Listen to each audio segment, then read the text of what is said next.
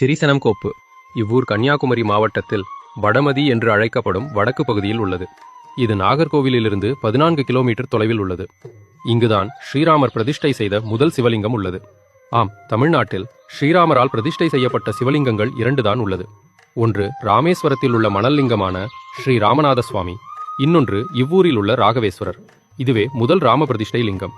ராகவனால் பிரதிஷ்டை செய்யப்பட்டதால் இந்த இறைவன் ராகவேஸ்வரர் என்ற திருநாமத்தில் பக்தர்களுக்கு அருள்பாலிக்கிறார்.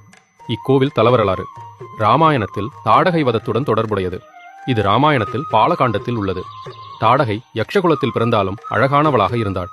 அவளுக்கு சக்தி வாய்ந்த உடலை பிரம்மா வரமளித்தார். ஆனால் கணவன் சுந்தன் அகத்தியர் சாபத்தால் இறந்ததால் அவளும் கோபத்தில் அகத்தியரை தாக்கினாள். இதன் விளைவாக அகத்தியர் அவளை அழகை இழந்து கொடிய அரக்கியாக மாறி மனிதர்களை துன்புறுத்தும் சாபத்தை அளித்தார். சாபம் பெற்ற தாடகையும் அவளது மகன் மாரீசனும் விஸ்வாமித்ராதி முனிவர்களின் யாகங்களை அழித்து காட்டில் வாழும் மக்களையும் துறவிகளையும் துன்புறுத்த தொடங்கினர். இதனால் விஸ்வாமித்ரர் யாகத்தை காக்க தசரதரிடம் உதவி கேட்டார்.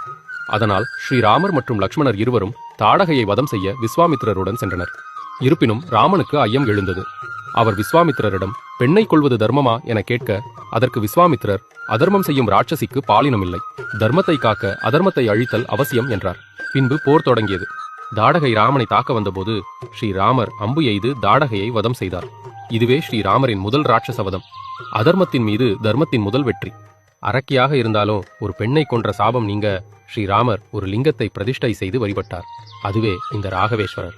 பின்பு பரமேஸ்வரன் ஸ்ரீராமருக்கு சாப விமோச்சனமும் அளித்தார். ஸ்ரீராமர் தாடகையை வதம் செய்ய தனது அம்புகளை சரம்கோர்த்து எய்ததால் இவ்வூர் திரு சரம்கோர்ப்பு என்று அழைக்கப்பட்டு பின்பு திரிசனம்கோப்பு என்றானது. இக்கோவிலுக்கு நேர் எதிராகவே தாடகை மலை இன்னமும் உள்ளது. ராமனால் வதம் செய்யப்பட்ட தாடகை மலையாக மாறியதாகவும் அதுவே இப்போது தாடகை மலை எனவும் அழைக்கப்படுகிறது. இந்த தாடகை மலை பார்ப்பதற்கு ஒரு அரக்கி படுத்திருப்பது போலவே காட்சியளிக்கும். ராமனுக்கு அருள்பாலித்த இறைவன் ராகவேஸ்வரர் எனவும் அகிலத்தை காக்கும் அன்னை இங்கு உலக நாயகியாகவும் பக்தர்களுக்கு அருள்பாலிக்கின்றனர். இக்கோவில் இறைவனை தரிசித்தால் ராமேஸ்வரம் சென்ற பலன் கிடைக்கும் என்பது ஐதீகம். இக்கோவிலில் சித்திரை மாதம் 10 நாட்கள் பிரம்மோற்சவம் நடக்கிறது. சூரசம்ஹாரம், மார்கழி மாத திருப்பள்ளி எழுச்சி, திருக்கல்யாணம், மார்கழி திருவாதிரை போன்றவை முக்கிய விழாவாக கருதப்படுகிறது.